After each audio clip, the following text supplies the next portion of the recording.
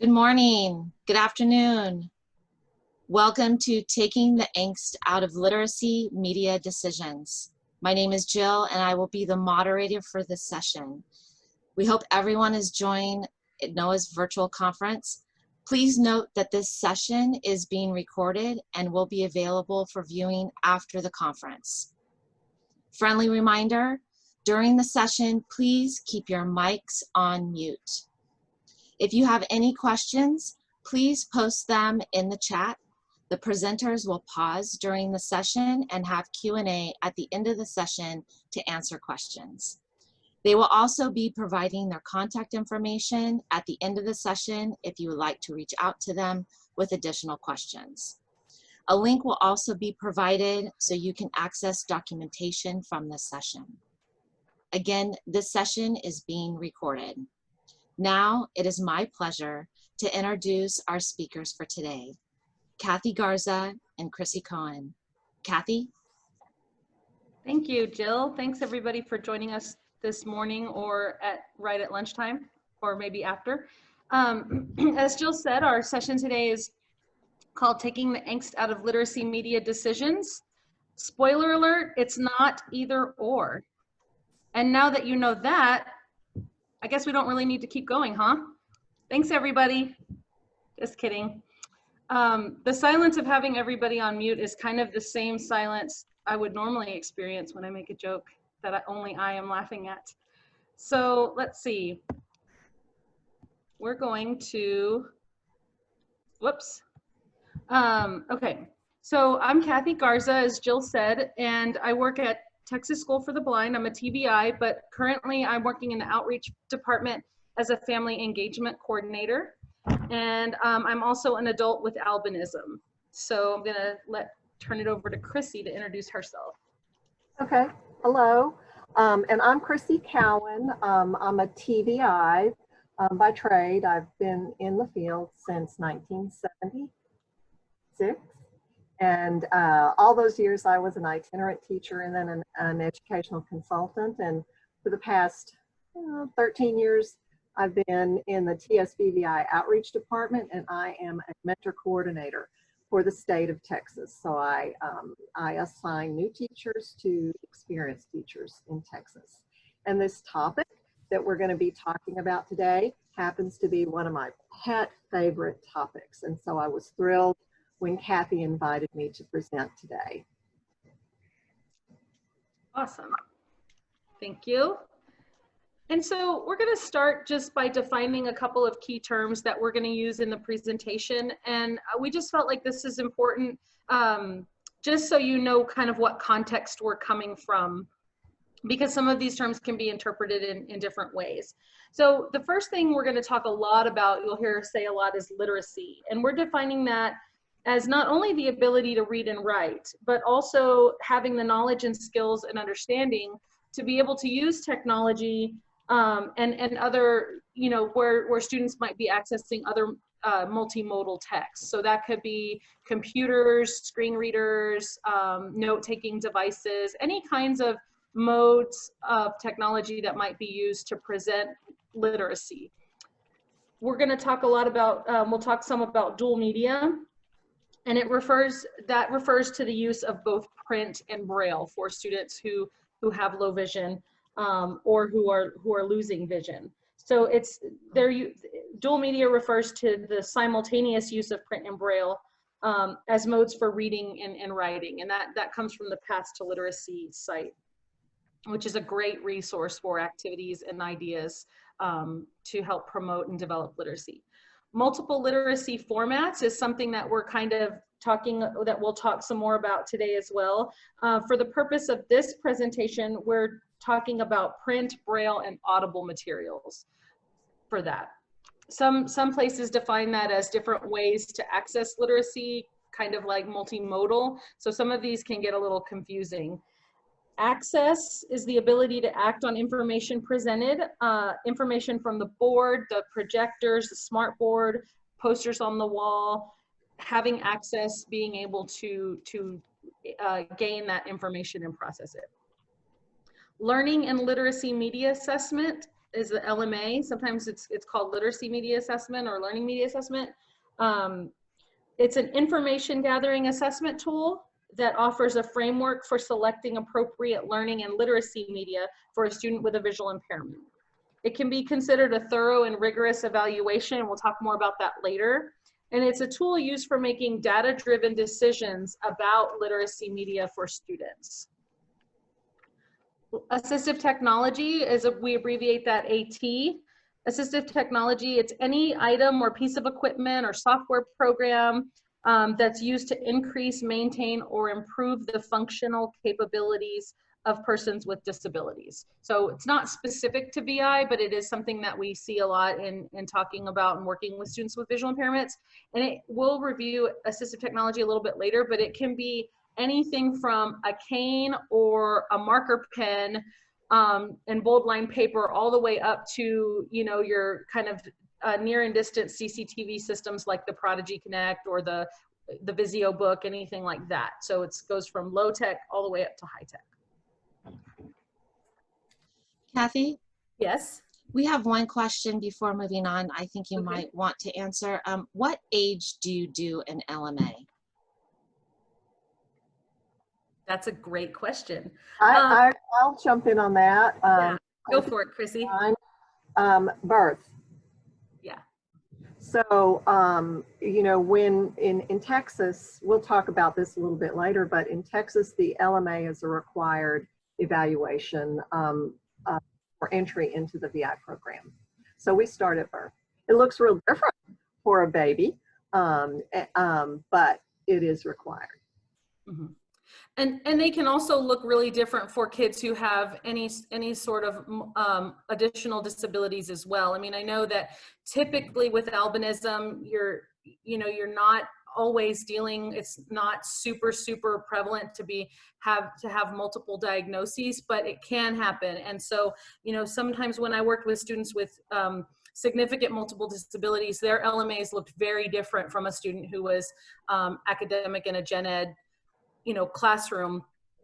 That being said, they were, maybe I just talk a lot, write a lot, but they were equally as robust, you know, because you want, the whole point of the LMA is to be thorough and rigorous in the types of materials you're using and whatnot. And we'll talk a lot more about the LMA a little bit later. That's a great question.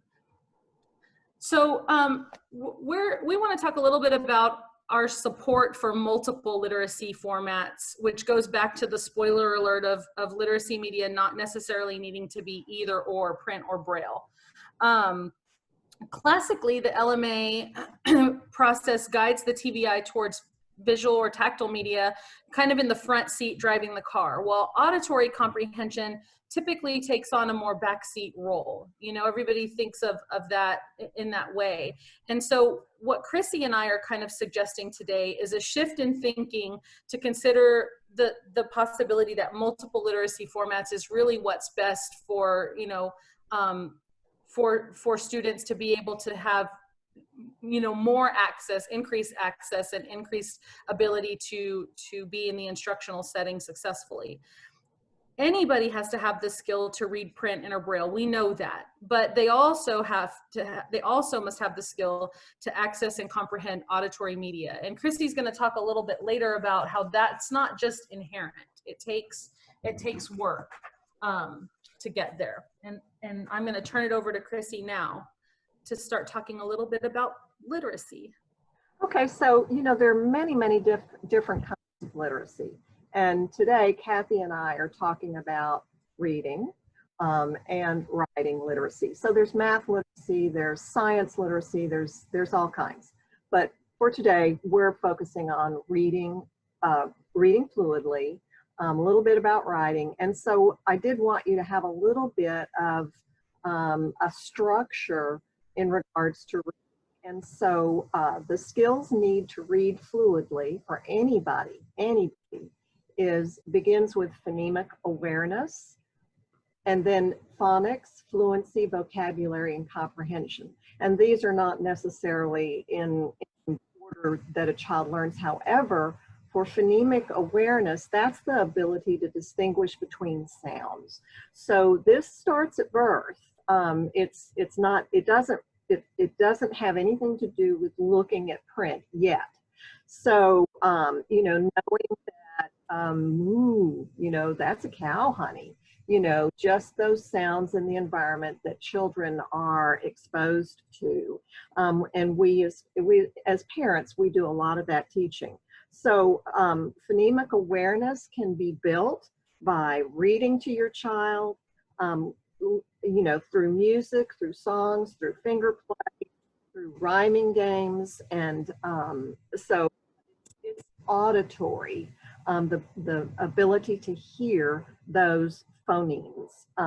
And the next one is phonics, and that's where you're going to make a connection between those sounds in the environment and letter symbols. So that's when the rubber really hits the road. That's what you see even preschool teachers, kindergarten teachers, and certainly first grade teachers are hitting a phonic approach really, really hard.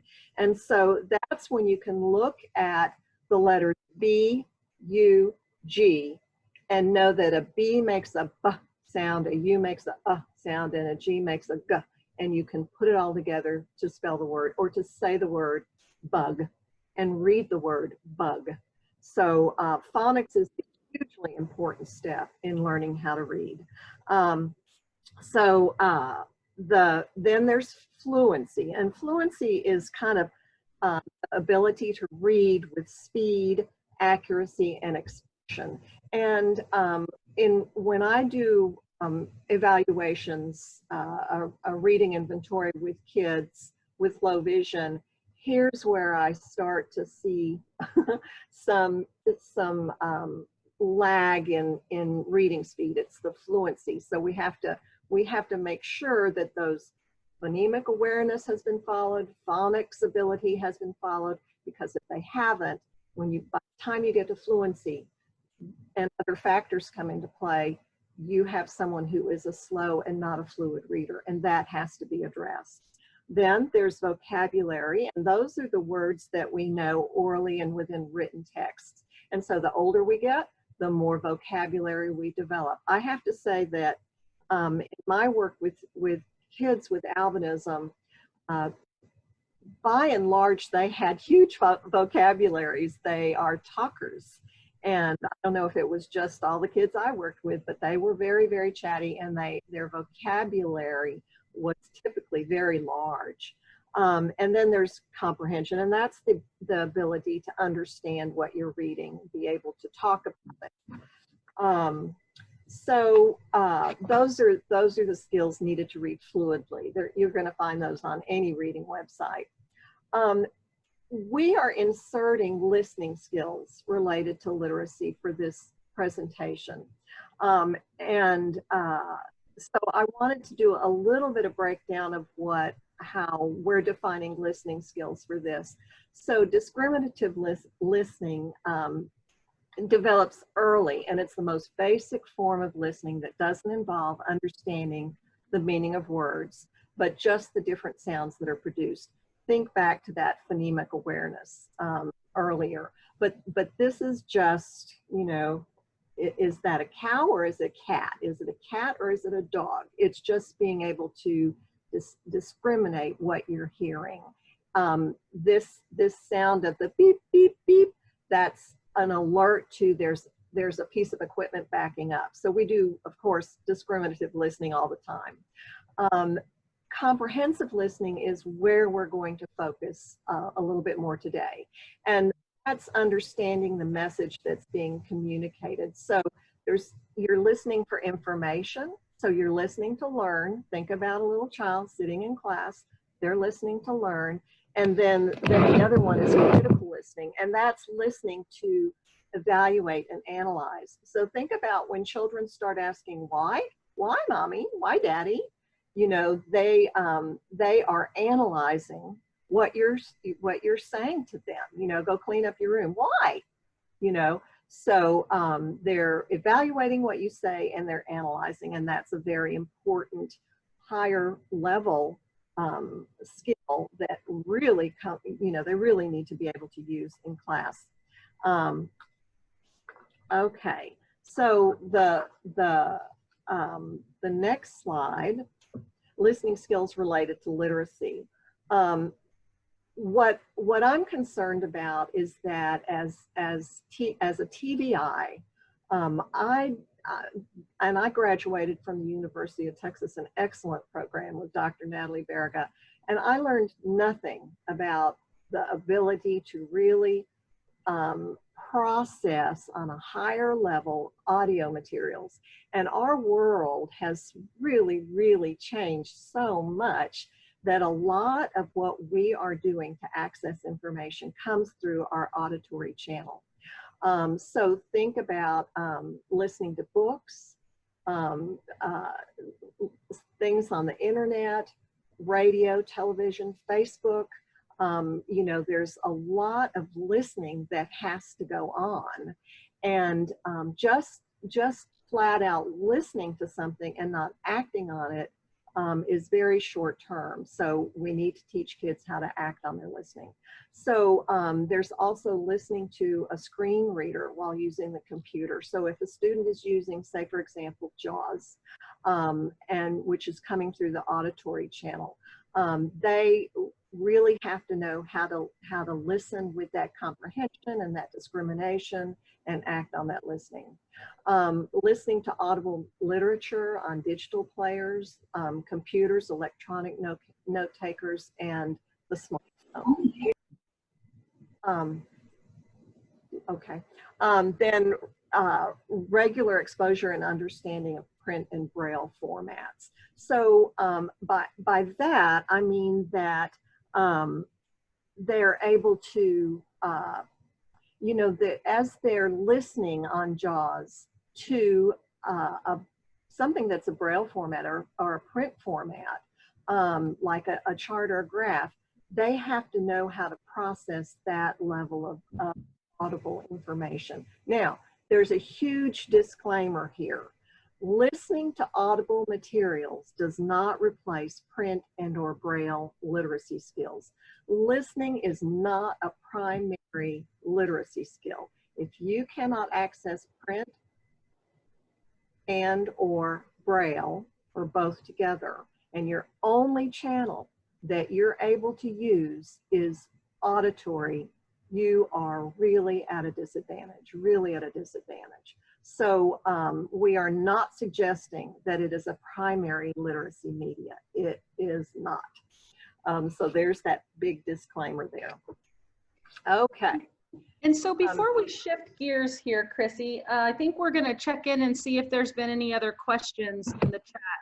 And Jill, I think, is also putting in the chat, Chrissy, the book that you have talked about previously. Yes, Yeah. I'll be adding the link for that book into the chat. At this time, we don't have any additional questions. Okay. Okay, the name of the book is, and this should be one of the standard pieces of equipment, I think, or in the library of the teacher of students with visual impairments.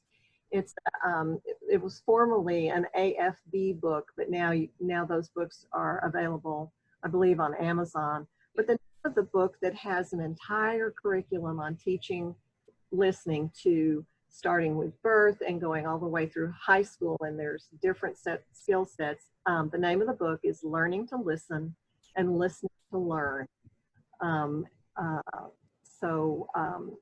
It's something that needs to really be, I think, consumed by the TVI. We actually do have one question that's just been posted. Any recommended resources regarding children who have both a visual impairment and hearing impairment?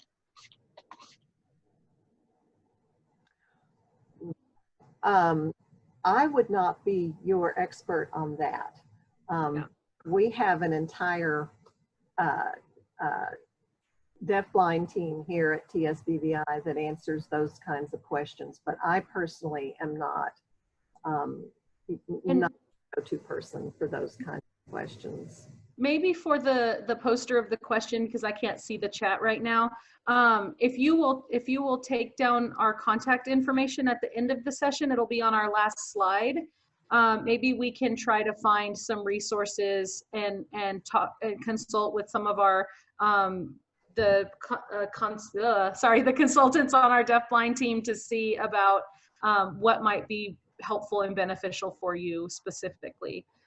Also, if you, and I see this is Elizabeth. Elizabeth, if you would be as precise as you can be about what kinds of resources you're looking for. Is it for literacy? Is it for school modifications, or what kinds of resources you're looking for? Yeah, great. Thank you. So Chrissy, then are we ready to move on? Yes, we are. Here you go. All right. So the IDEA and literacy media is the name of this slide. So the Office of Special Education Program, which we call it OSEP for short, has these letters online that are like policy statements. And so there's one that has the date of June 19th, 2013, that is very easily found online. States that Braille, and so this is for any child in special education programming across the United States. Any child, Braille instruction must be provided unless the IEP determines it is not appropriate for a particular child. So we say that Braille instruction is the default. Any child coming into special ed with a visual impairment that's been identified would be taught Braille, unless the IEP determines it is not appropriate. So I'm going to be talking about what goes into that determination, what kind of data collection needs to happen. And so it's, the data has to be thorough and rigorous. And so, that's the terminology used in this letter. The evaluation, again, this is from the letter, includes a notation of the range of multiple learning modalities, including, and there you have all three, auditory, tactile, and visual. Also, the data is based on a media assessment. And then the third one, it's also based on a functional vision evaluation. And I think across the whole United States, all states are doing a functional vision evaluation, FVE. Not all are doing an LMA or a learning media assessment. So the OSEP letter does not use the terminology LMA or learning media assessment, but they do go on to identify more appropriately what they mean by thorough and rigorous. So let's look at that on the next slide.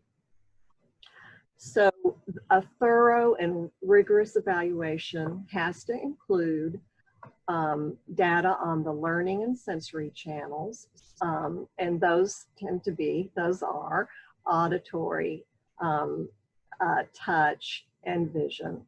It has to have information on what learning media the child is going to use. And then it must include information on a selection of the appropriate primary literacy media. And then there's print, Braille, and tactile symbols. There are some students who might have additional disabilities, and they are not going to start writing with Braille, but they can learn tactile symbols, which is a little bit of a precursor. It must also have a selection of what the appropriate literacy tools and assistive technology is going to be for the student. It should address how the student is going to have access to the curriculum. And those are compensatory skills. And then it needs to have information on the performance of auditory and listening skills, the performance with Braille or tactile symbols, and then the performance with print, which includes the size, the speed, and the stamina. So you can see where this is quite a lot of information. That's the responsibility of the assessment team for any student that's entering a school system. So when you have done this type of thorough assessment, you have quite a bit of information. It's easier said than done, though, because you have some very young children coming in with compromised vision, and you're not quite sure where to start with them. But the law is saying you got to start somewhere. You have to collect data, and you have to make a stab at it. And then the IEP, you have to present it to the IEP team, and then you have to start instruction. Many TVIs, many TVIs do this kind of collection, data collection, within the context of their functional vision evaluation. Because like I said, not all states have something called an LMA. But look for it. If you're a parent, look for this kind of information in those reports that your TVI is writing up on your student. Which I think is just really important, because it kind of prevents, I mean, you know, in a practical sense, for parents, you know, sitting across that IEP table, and for professionals sitting across that IEP table, it really kind of covers it kind of covers everybody, and it prevents the notion that, like, oh, well, they're visually impaired, they should have Braille because they're visually impaired, or that whole, you know, I don't have time in my caseload to teach Braille, so I'm going to push for print because they have low vision. And so when you have these kind of data-driven evaluations, and they're thorough and rigorous, like the OSEP letter suggests, it's you know, it really is, it's a helpful tool to have, so that everybody's kind of understands why that decision was made. Chrissy and Kathy, we have two questions. I think you've touched upon both of them, but I wanted to make sure that there's not additional clarification you'd like to share with the group. The first one is, would you encourage a child who loves listening to audiobooks and stories to listen to them, or would you try to give something visual for him to do? I ideally, I would encourage him to listen to everything. And, you know, I'm a very visual person, but within the past few years, I've turned to audible listening, to just pleasure reading. And I have found that it's such a pleasure, and I retain the information very well. So I think it's a very important skill for him to have. Then also, if you have any opportunity to have a book that is in print and has the story and an audible component, and put that book in his lap and let him listen and look at the book, I think that's really an important skill that can be built upon as he gets into school, middle school, high school in particular. The ability to look at a book, listen to it, and go back and forth from vision to auditory. So I would encourage it. Sorry, Kathy. I think too, you know, just there's a time and a place, I think, for everything, you know, and I think what I try to do with my students, and sometimes even with my own child who's not visually impaired, you know, you got to think about what is your goal in that moment. You know, if you're needing 10 minutes to just breathe, you know, the goal is let him develop a love of literacy. And if him developing his love for literacy, or her love for literacy, is to listen for pleasure. I mean, we all read for pleasure, right? You know, we all have books that we check out and read, whether we listen to them while we're cleaning house or read in bed or whatever. And maybe that's the need that he or she is fulfilling in that moment of listening. And then there's another time for you to sit and read to him, where you would have a paper book in front of you, and your goal might be for him to be picking up on what are the pictures saying and what's in the picture, and do you recognize this sight word, or do you recognize that word, or look at how this letter's bigger than those letters, I wonder why. So I think everything has a time and a place, and I don't think, for me personally, I don't think I would discourage that. I would just want to make sure that, you know, within his school team and within even the home setting, that there's a balance there too, you know. But I think foundationally developing a love for literacy is really important. And if that's what helps him get to that point, then I think that that's really special, you know. Another question is, do you think that because of rapid pace of technology in the school systems, they are pushing more towards audible materials versus print and braille? You know, I don't have any data to support my opinion, but I think that more and more things are online in any given classroom, and all children are being asked to use their auditory channel for things that are online, and of course their visual channel. There seems to be fewer and fewer print books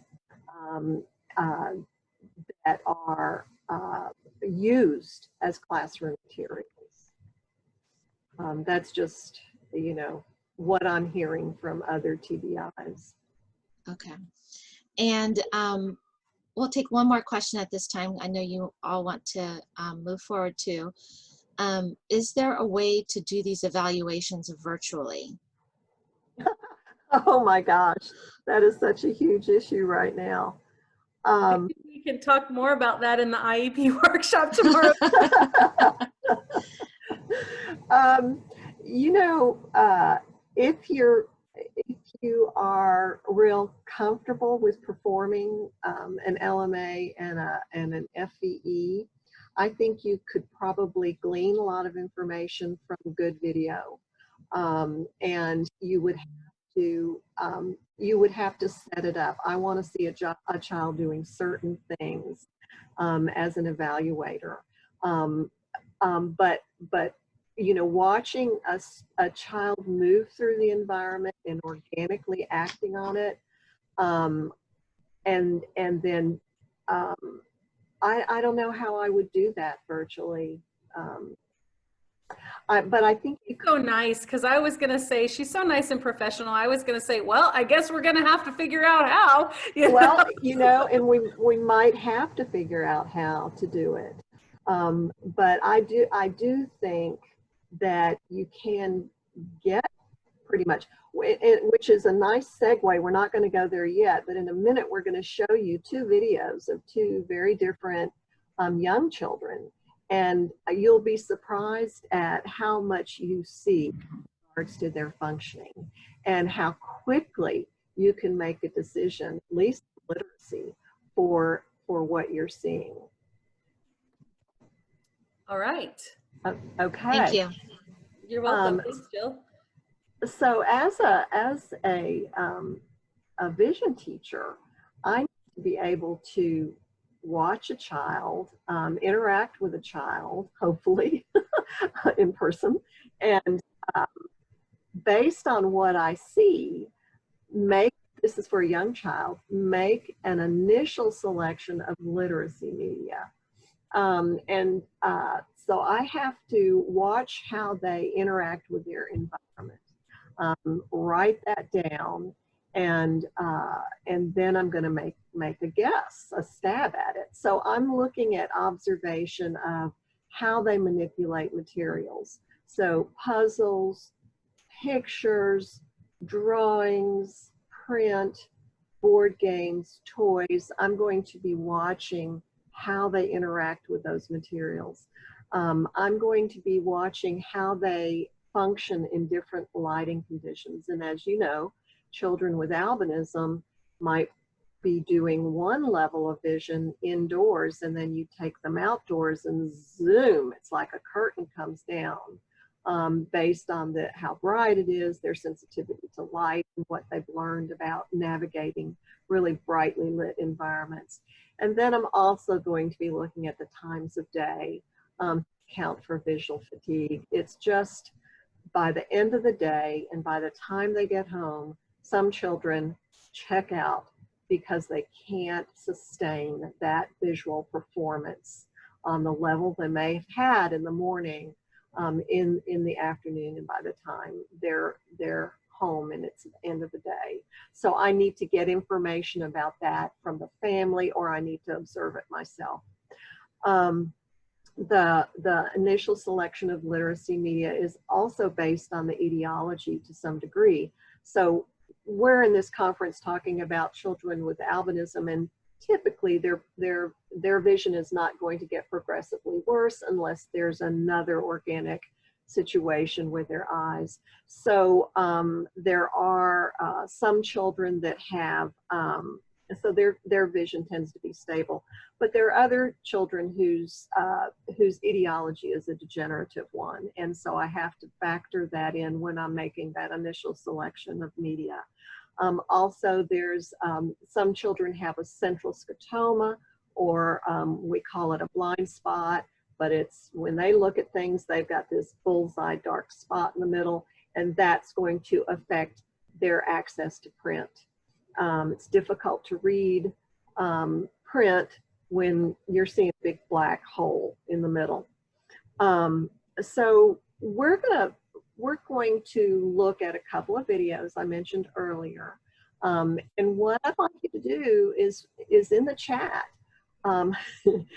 just write down print, braille, or dual. Just what is your guess after you see Merrick and after you see Madeline?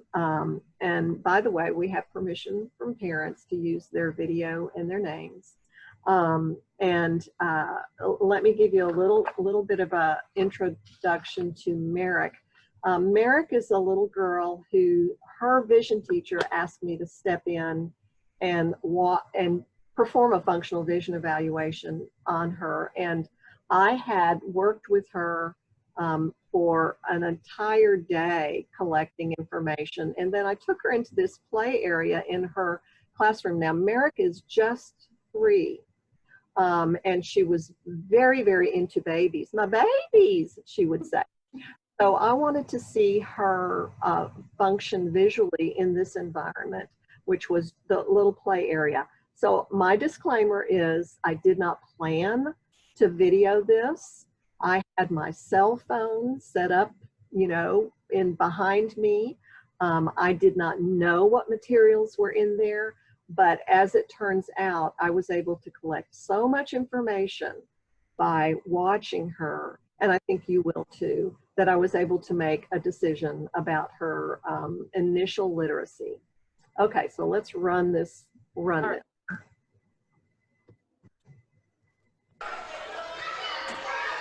I did have lots of babies. How come you have lots of babies? It's Mickey Mouse for the banana shop. It's Mickey Mouse. Is it Mickey Mouse for the baby?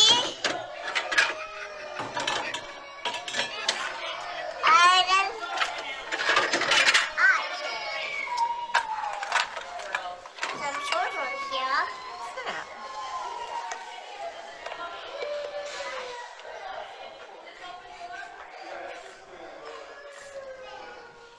What is that? Do you know what that is?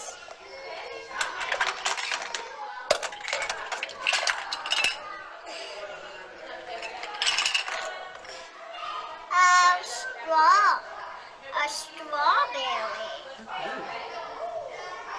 A strawberry. That was a strawberry.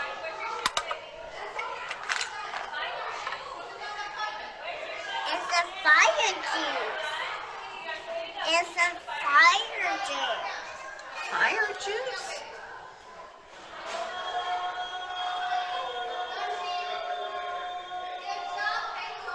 I think that's supposed to be a fried egg.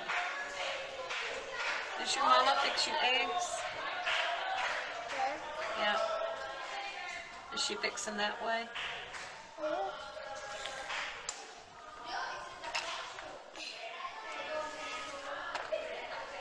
There's another juice right here. Oh, what's this?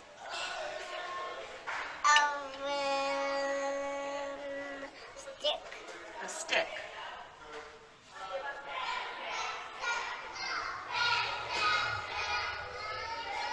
A stick. That's a stick, huh? That was a juice.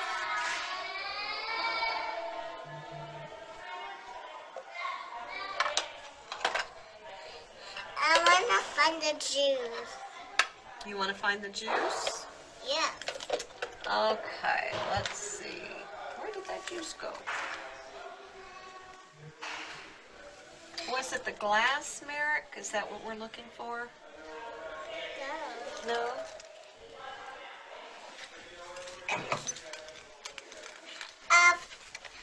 For the baby.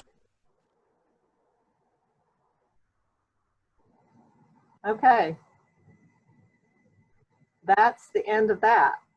And I'm looking at the chat, and I see what I see, everything I see says Braille. There are a lot of red flags here in Merrick's visual performance. For one, she doesn't know what a lot of things are. And a child with typical sight would be able to recognize some of those things. The carrot, children her age tend to see carrots that are those little bitty nubby things, but they have seen a picture of a carrot in Bugs Bunny or Peter Rabbit or other storybooks, and so they would know that's a carrot. So the fact that she if she didn't know what it was, she tossed it aside. She knew what the strawberry was and the juice, and that was about it for her. She also holds things very, very close, very close. And she also doesn't always use her sight. She's depending more on her tactile sense of touch. So yes, my advice to the vision teacher was start her on books that have Braille in them. Begin developing her tactile sense to be very sophisticated. She's just 3. She just turned 3. But she needs to start interacting with Braille, either the kinds of books that have Braille in print. And one thing that Merrick could do that you don't see here, but I discovered she can identify some picture details using, depending on the book, some just with the naked eye where she pulls the book up close, but she could also use a stand magnifier that she could put on the page, and she could get some picture detail there. She was very, very motivated by picture books with babies and everything about babies. She could identify pictures that had baby stuff in it. But you introduce a new topic to her, and she had difficult with her sight. Okay, fast forward, I saw Merrick. Oh, I'm sorry. She moved. She moved out of the area and then came back and is in middle school now. And she showed up at the Braille Challenge, for which I volunteered. And she won the Braille Challenge for our little area of kids. She was a super, super Braille reader. And so it was, it was a good decision for her. Okay, we're gonna do. Ready? Our next child. So same thing, y'all can write in the chat what media you begin with. Yeah, so this is Madeline, and at the time of this video, Madeline was 4 years old, almost 5, and we have 2 videos of her doing 2 different tasks. And her vision right now, her mom gave me permission to share, is about 20/50, and you'll see she's wearing her glasses too. So we're gonna watch both videos, and you can kind of make your decision in the chat.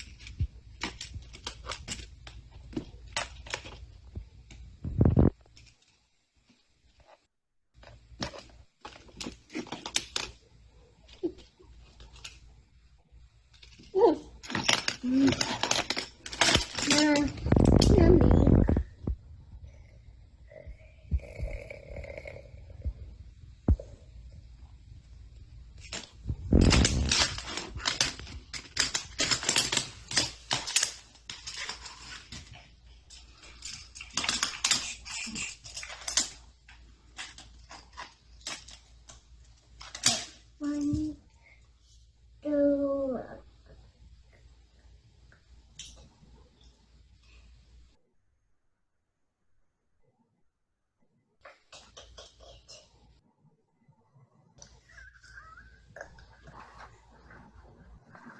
And You find a pattern to make? yes, this one.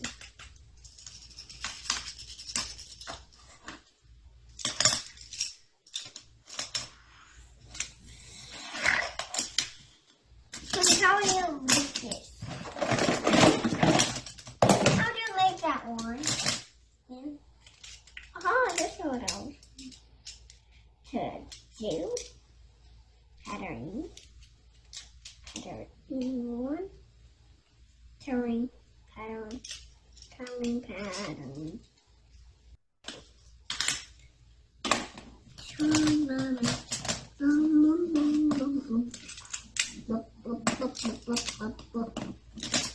I need to put some buzz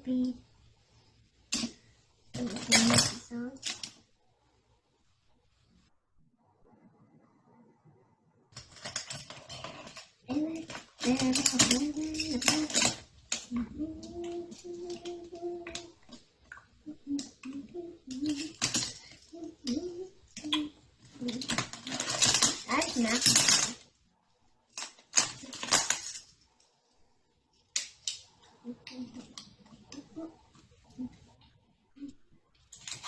They lives here.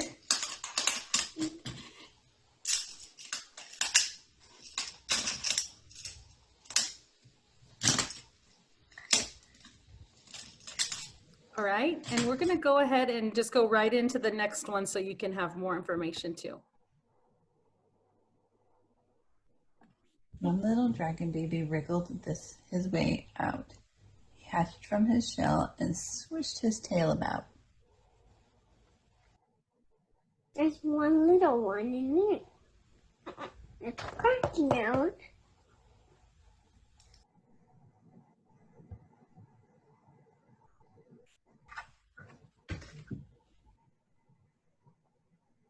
Dragon spreads his wings and flies through the skies. He has a big horn on his face, right beneath his eyes. Wait, is the other have a horn? No, he does not.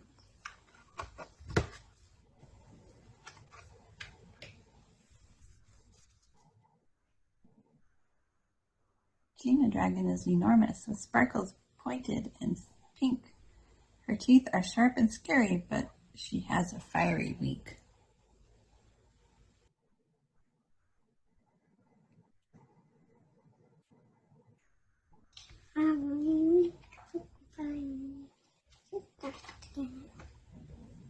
Fiery Frank loves sausages. Pan-fried, grilled, or roasted. Flame-grilled are his favorite. He likes them nicely toasted.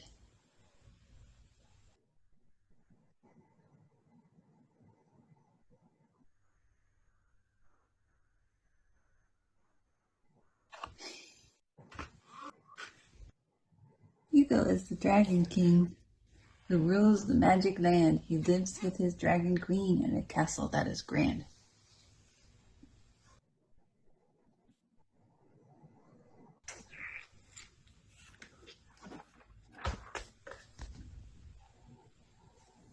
How can you make it go? Wait, what? How can you make the sound? Oh, battery may have died.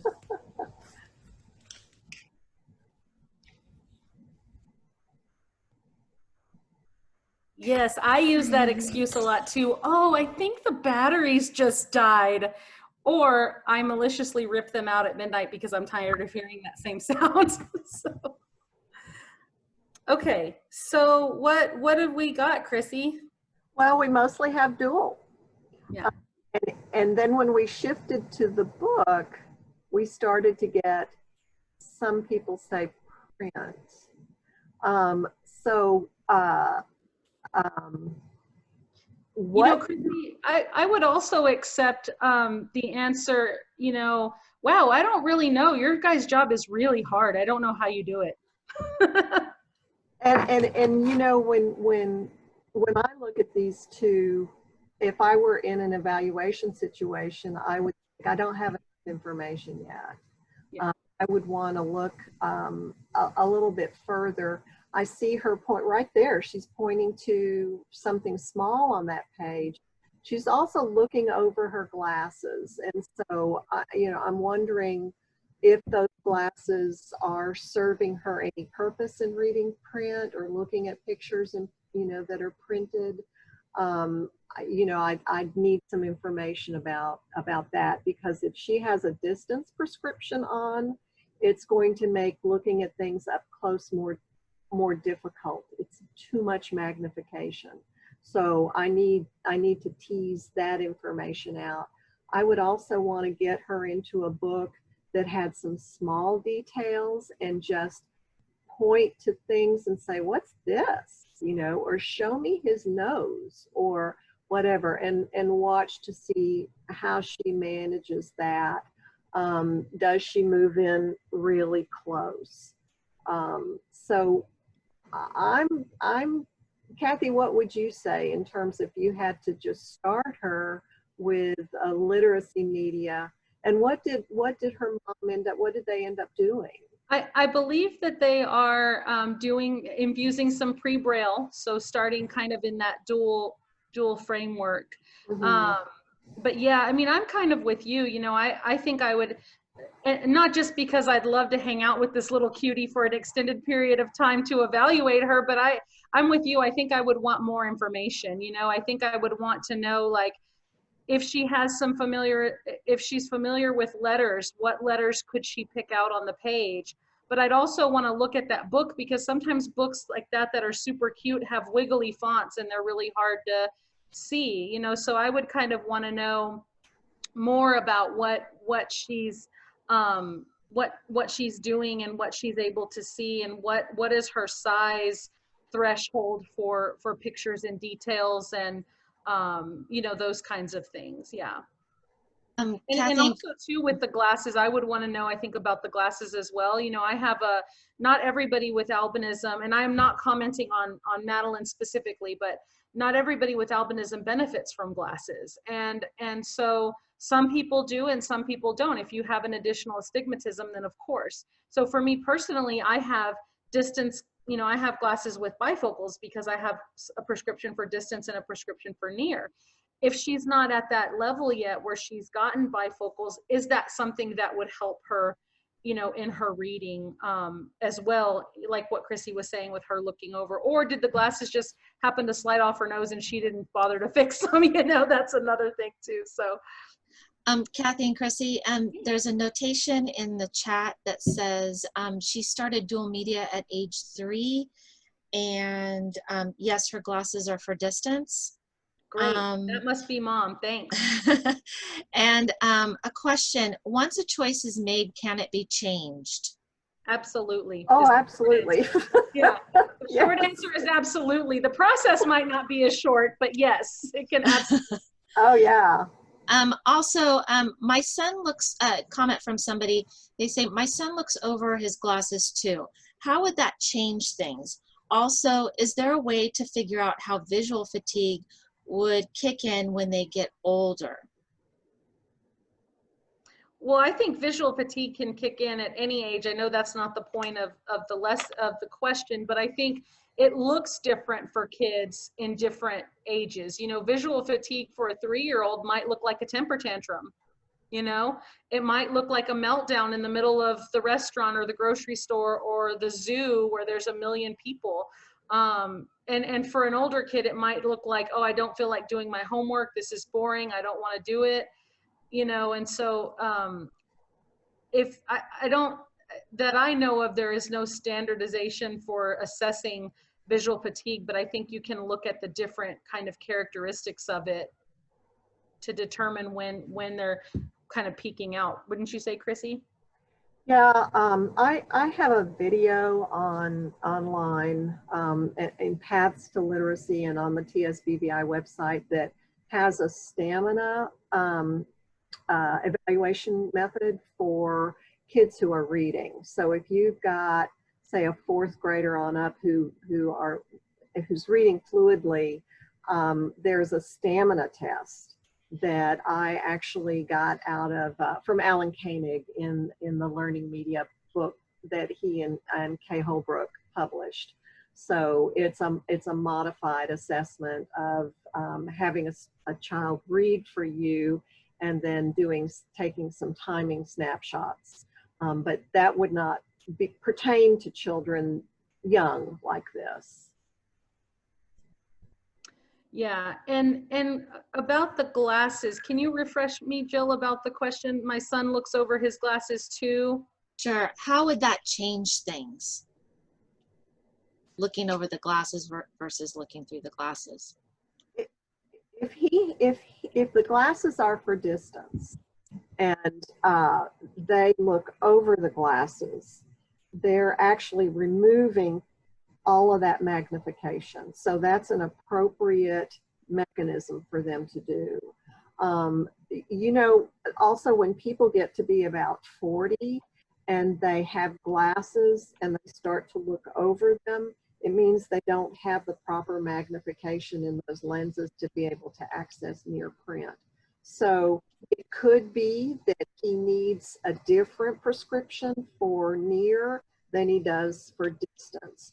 But kids that have too much magnification because they've been given glasses for distance might have problems when they're now trying to look at things up close.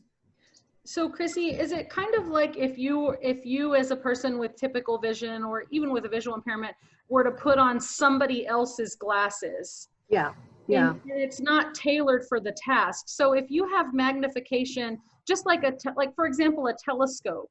If you're using a telescope or a monocular to see something that's far away, you don't need that same power to read a book or look at a picture.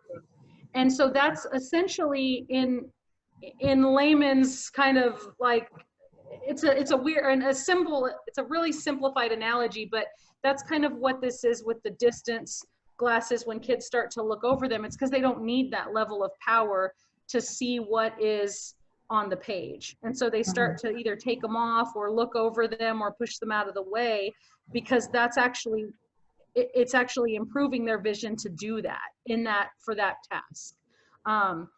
Later on, then you can start, testing for bifocal and do they need prescription for near? Is there a prescription for near that would also help them, or are they better at near just with the naked eye? And then how can you, accommodate that as well? Okay, well, I hate to rush us along, but we've got to move on. We end at 1:15, right? I mean, 1:30. 1:30. Okay. 1:30 our time. Yes. And we have more time than I thought. I was sweating it. Okay. No, that's okay. Yeah. No, I agree. And also I'm not an optometrist, so I need to just move on. So we're going to look a little bit at print and Braille characteristics, and these are characteristics that are more defining print readers and Braille readers. So what would you want? What would you likely see in a student who was going to be a print reader? You would see an efficient completion of tasks at near distances, And we say efficient rather than quick or rapid, just that they're able to do it in kind of the same time allotment as other peers. And that could be with or without magnification or low vision devices, optical devices.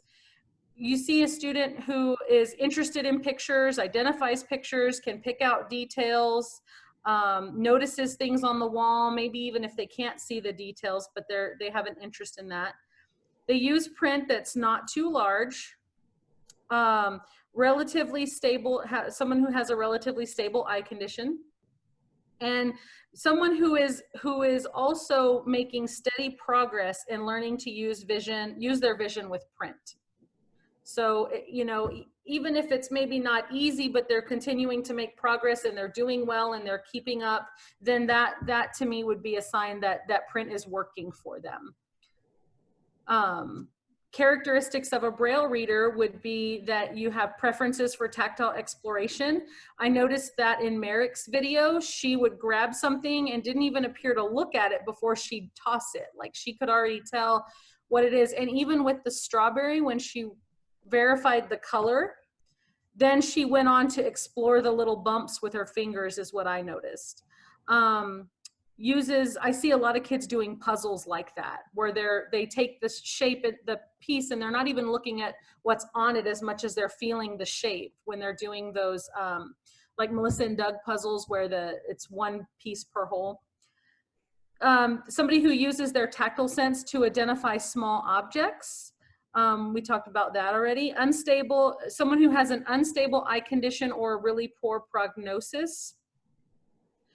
And I think with young children, this can be kind of tricky because a lot of times they don't have the language yet to talk about the things that they can see.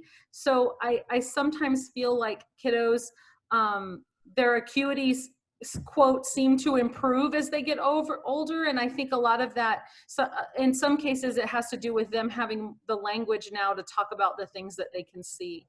A reduced central field, or someone where reading print is laborious, unappealing, and a preferred print size is very, very large. All right, I'm going to move on to the next slide, and then we'll take some questions in case anyone has them. So we have another slide here that's a comparative slide where you're considering your considerations for primary media choices. So if the student is going to be a print reader, what are some things to consider when thinking about that? Well, the first thing, it's the elephant in the room, print, it's the norm. So print is everywhere, and having access to print is not typically, there aren't any extra steps there. Now, of course, if you're enlarging it, then there may be some extra things that need to be put in place. Increased access. You have increased access because there's, print is everywhere. Print is in books, it's in charts, worksheets, on the smart board.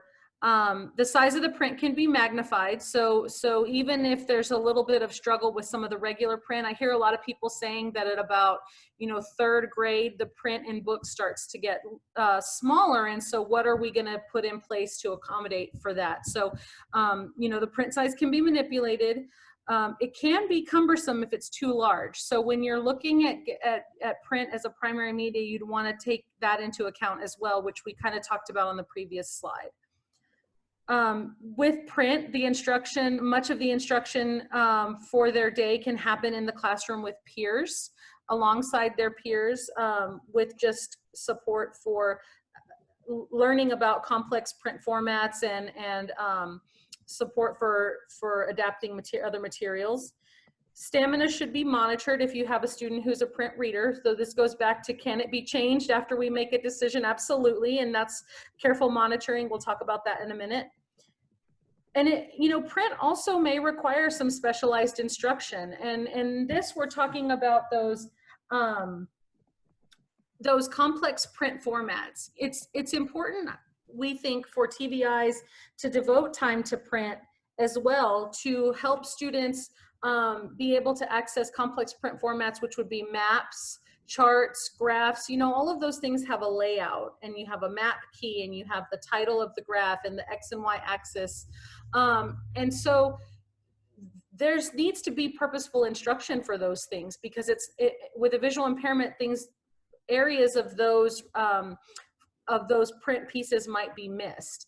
And also to look at instruction needs to be provided to the student to look at what are some examples of good print and bad print for you. If the words are too close together, is that not workable? If it's a photocopy of a copy of a copy, or somebody took a picture of something on Pinterest on their phone and then printed it out. And I have seen that. I've seen students come to campus with homework, and I'm like, you know, or it's been copied over so many times that you can't tell if it's a decimal point or a comma because of all the shadowing on the copy machine. So instruction in those things. For a Braille student, what you would want to consider, and of course with dual media students, this would go kind of together, you know, you'd look at all of these things, that Braille really does require specialized instruction by a certified teacher of the visually impaired. Instruction requires frequent sessions for Braille. So it's not something you would typically do once a week for 30 minutes. It would need to be probably, you know, I can't speak specifically about everybody's service delivery models, but it needs to be frequent and consistent. It must be taught by a TVI. Braille also includes separate codes for math than it does for literary learning. And so I know we're not talking specifically about literacy in the maths and sciences, but there's a whole separate code for that. And there's separate, you know, all of those symbols you see in math, from the cent sign to the dollar sign to the greater than sign, all the way up to a triangle in geometry, or, you know, advanced calculus. It's a whole separate code that has to be taught and maintained and transcribed for students as they get into those older grades. Braille can alleviate visual fatigue for students who have low vision. That's a definite positive there if the visual fatigue is significant for your student with low vision. And then the other thing about Braille is that it's not as readily available. I know that the laws require that people, you know, provide access, but it's not as easy in all settings, in all cases, in every with every TVI in school to have access to things at the same exact time that their peers do, even though that's what we always strive for. Kathy and Chrissy, a question from a parent. My child seems to fall more under print reader, but is there a benefit to Braille as well? And I think after that slide that you may have shared some points to consider. Yeah, and so I think, you know, I'd like for Chrissy to chime in too, but I think, you know, a lot of people view Braille as another tool for the toolbox. You know, just like having a magnifier, or just like having a monocular, just like self-advocacy. And I think that that's really important, and I think that it's valuable. But I also think that that's where this considerations comes into play. So thinking about the level, you know, if that's you, and if the evaluation supports doing some Braille or pre-Braille as a tool for the toolbox, these are all the things that you would want to consider about that. What does that look like for my child in his instructional program? It might look like being pulled out for 30 minutes to an hour, 3 times a week or 4 times a week, depending on how intensive you want that instruction. And is losing that time with his peers, does it outweigh, you know, do the ends justify the means? And that's not a question that has a simple answer. It's very rhetorical, and it's dependent for each child, you know. Chrissy, what do you think? And I had answered Sarah, I think, privately, and said, it depends on a lot of things. Yeah.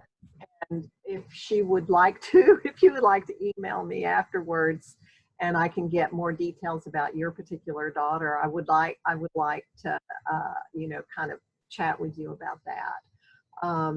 Because, and I agree with everything you said, Kathy. I would want to know, Oh, good. with print, what her age is, you know, does she have any additional visual concern, you know, what her attitude is, and et cetera, et cetera. And so those are, for someone who's reading print, I want to know how well they're reading print. And so I'm going to be looking at speed, stamina, size, you know, all of those kinds of things in an evaluation situation. I want to do a basic reading inventory, and I use the Jerry Johns basic reading inventory to see how she does with that. I want to know if she can use any optical devices. Can she access 12-point font with an optical device and do that very fluidly? And that's going to be dependent on her age as well. So not looking at print efficiency, I'm really, really looking hard at that, because I want to make sure that they really are accessing smaller print. If print gets really large, if you can only access print, and by the way, there's no set research on that magic size. It's not like you can say, oh, well, if you get up to 18-point font, you know, forget it. There's nothing that you're going to find that says that. But that said, when you're getting up to 21-point, you know, 24, 36, whatever, it is going to slow you down. And if you can only access really large print, and you know, and that includes with magnification, you're going to be a slower reader. And so, you know, that has to be factored in, that has to be assessed. Excellent, thank you. So we're going to move into talking a little bit about AT now. And so assistive technology, the role that assistive technology plays in access. So when we're looking at selecting the appropriate assistive technology, we want to, our goal is to assign it to the task. So what is the task that the student is being asked to do, and what assistive technology is going to help provide access to that task. And then also we want to note that when you're looking at assistive technology for literacy, it's going to, many of those options we're going to require specialized training. It's not as easy as just plopping the magnifier on the page. You know, especially when I see a lot of older students who come to programs with dome magnifiers, and those are great beginner tools. They sit flat on the page and you slide it across. But they're not always as efficient as you know, as some of the higher tech tools. But it requires support in learning how to use those tools. With a handheld magnifier, you have to find the sweet spot of the fixed focus. It's not a fixed focus, so you have to find the sweet spot of your focal distance, how far the magnifier needs to be from the paper for you to be able to see clearly. And the same with which I think goes without saying when you look at things like CCTVs or that are for near and distance, that are joined, like the Prodigy. You know, you've got menus you're navigating through, and how do you fit the thing on the tray, and how do you move it efficiently and track along those lines. So requires specialized training for sure. We're going to look at this chart that was developed by somebody, by Cecilia Robinson, who is our AT consultant in outreach. And just bear with me, because it's going to, when I click this button, something crazy might happen. We'll see. We're just going to take a quick look at this chart, which looks at sample assistive technology tools for access. And it just gives you a variety of ideas of different tools that might be used for different tasks. And Jill and Chrissy, if I need to move up or down, let me know. And on the left-hand column, it lists the tasks.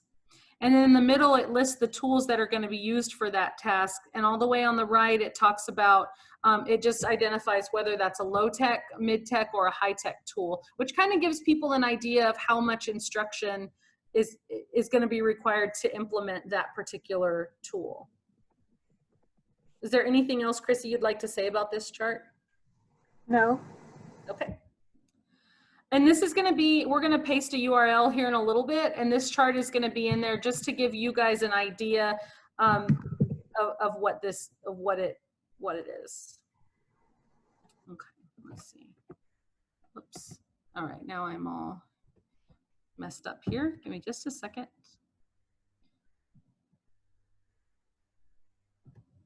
Okay. All right, here we are. Okay. I'm impressed. What, Chrissy? I'm so impressed with your ability to do those switches. Well, and because I was creating this in Google Slides and I made the fonts all big, I have to zoom way out to see this. And so then when I'm back in my other view, I'm like getting way up on the computer. So, Chrissy, you want to talk a little bit about monitoring progress? I do want to talk a little bit about monitoring progress. So whatever media you're switching to or decide upon, let's say you decide to try Braille. Set a time frame for that in the IEP that you can check progress. If you know, I had a student at one point who actually had cortical visual impairment, and his mom felt like the answer to his reading instruction, because he was not learning how to read, would be to switch to Braille. And I really was not for that. But that said, we switched to Braille, monitored his progress, set a time frame, and then monitored progress. And the mother at that point was real comfortable with saying, okay, gave it a try, it's not working, thank you, you know, we'll switch back to print. And he again, his vision organically was not really an acuity problem, it was the cortical visual impairment problem. Ensure that the direct service is frequent and consistent. In order to learn those complex print formats, you're going to need to have direct service. In order to learn Braille, you're going to need to have direct service that is frequent and consistent. And I was looking through one of the chats, one of the parents, I think it was a parent, mentioned that her child was switched to Braille, maybe changed schools or districts, and there was a switch to Braille. He needed Braille, and the intervention became frequent and consistent. And that's what you have to have. You cannot teach Braille at the rate of 15 minutes a week. Young children who are learning Braille need to have Braille taught consistently and frequently for automaticity. So automaticity is being able to do something quickly and efficiently. And so if you're going to go with it, go with it. You know? Then also check in with the classroom teacher about progress. For whatever decision you've made, check progress with the classroom teacher. They can tell you a lot about the literacy performance of your child. Report progress at regular intervals. So, you know, the school should be, should keep up with what those intervals are and writing down what the progress is. Make adjustments as needed. You know, we had the question earlier, can you change your mind? Yes, you can make adjustments as needed. And then also consider the child's preference in media decisions. If your child is the kind of kid who has a real firm opinion about things, I think you include them on those decisions. And you know your own child best. So everybody has a role here to monitor progress, and that was just the point in this slide. Okay. What if the student doesn't appear to be picking up reading? So this kind of tends to be very obvious in third grade. And there was a point in my career where I became a vision consultant with an education service center. And so I was serving a 60 district area, about 19 counties. And I was being asked to look at kids who were having problems with print. And to my dismay, many of them were third grade on up, and very, very poor readers. But the school thought that the child was a poor reader because of the low vision, and the TVI knew that the vision wasn't that severe, but they weren't looking at reading instruction.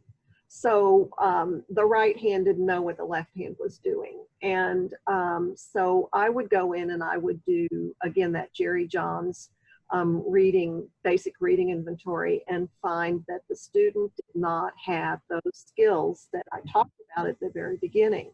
They didn't have, had not learned the skills, even though in some cases their acuity was as good as 20/70. So it's not that the student needed larger and larger print or Braille, it was that the student didn't have the skills to read, period. And so just because you have a visual impairment does not make you immune from also having a reading disability. Dyslexia, or dyslexia, other reading kinds of difficulties. So, so you have to ask yourself, is it a lack of appropriate instruction when they were younger? So, you know, we don't know that when we're looking at these older kids. But, you know, the TVI really does need to collaborate with the classroom teacher and enlist support from the assessment personnel and reading specialists on campus. So, so this is something that needs to be on people's radar, that the student is not picking up reading. Just don't say, oh, it's the vision, that it could be other reading difficulties on top of the visual impairment.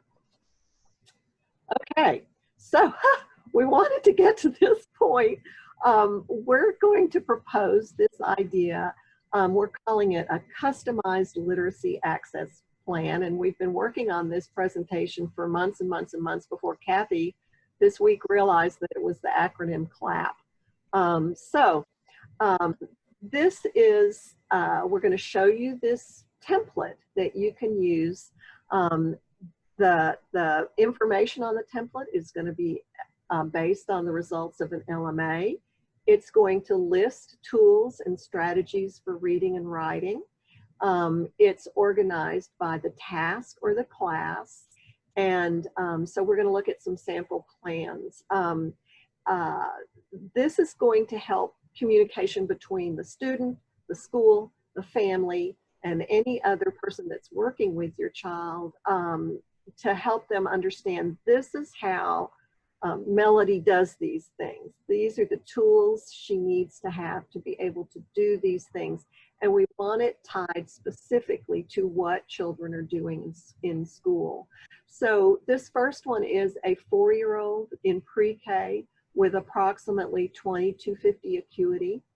And so the tools and materials for Madison are, the reading tools are going to be commercial storybooks, personal copy of books, a stand magnifier for pictures and worksheets, an MP3 player so she can listen, an iPad so that she can pinch and zoom, a 2X or a 4X monocular, and that would be for reading at a distance, Bookshare with the Read2Go app, and their definitions that follow this, a slant board for her desk that props it up so she's not bending over, dual media storybooks, worksheets with clean print, larger font, and clear pictures, experience books with dual media, clipboard so that she can put a piece of paper on a clipboard and have something to write on that's stable if she goes to a little group, and then a work play tray to keep her stuff together.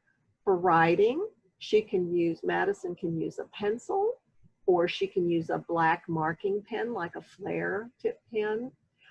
She can use unlined or bold lined paper.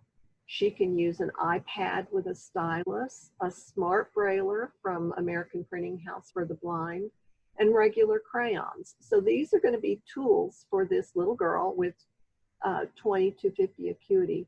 if you go on down, we have the contexts in which you can use these tools. So and all of these tools, Chrissy, would come from the LMA, correct? Like this is not, that's right. Right. So we're not giving you a list here that you should go to your district and say, I need all this stuff. These things, this template came from like an LMA, so. Right. So the kinds of activities that this little girl is in are circle time, group circle time, which is where they're sitting on the rug and the teacher is in the middle and talking. So for circle time, she's going to use, and they're numbered, you know, tools 3, 6, 10, etc.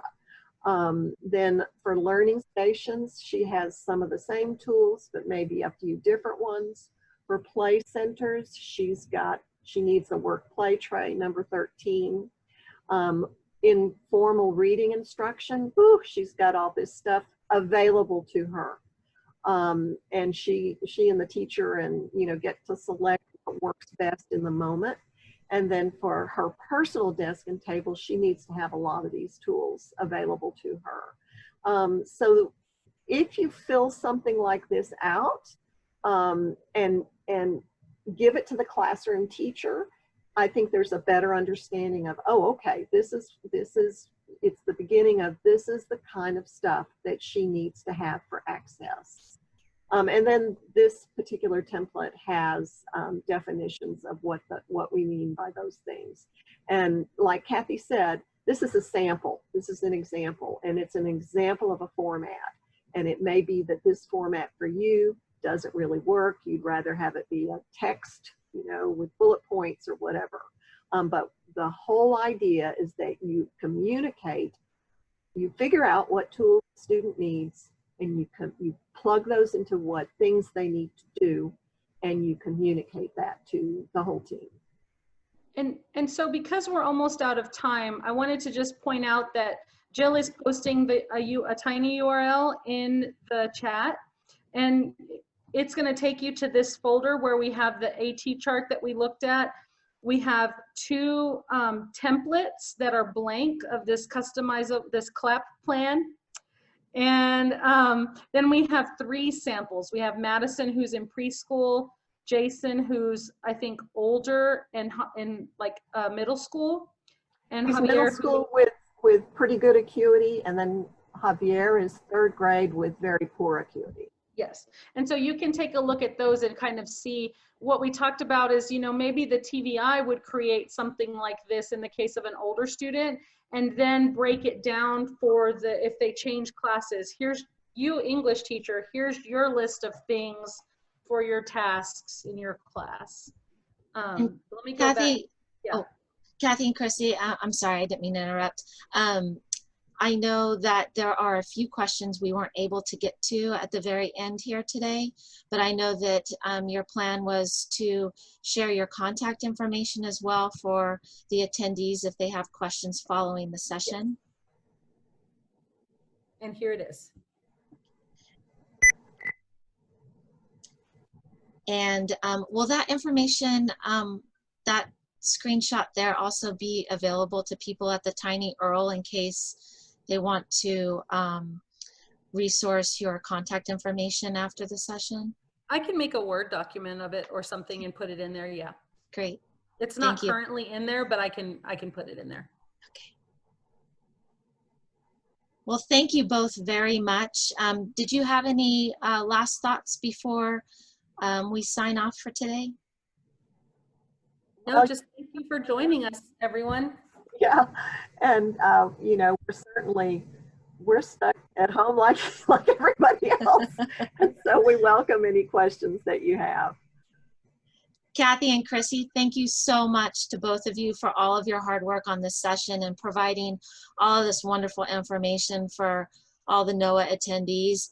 The first virtual conference. We hope everyone enjoyed the session, that you're enjoying the conference. Have a beautiful day and enjoy the rest of the conference.